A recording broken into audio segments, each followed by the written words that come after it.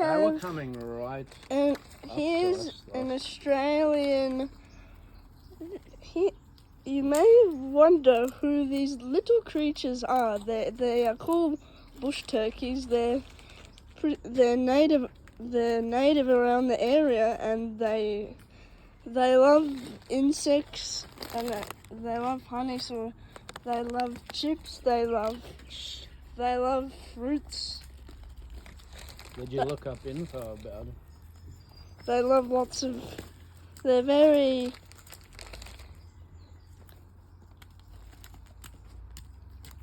And they love the German flag because they're the same colours as it. Yeah. There's bush turkeys And all the around. Aboriginal flag. There's bush turkeys all around now. There's like 5. And my dad's giving food to them. They seem to be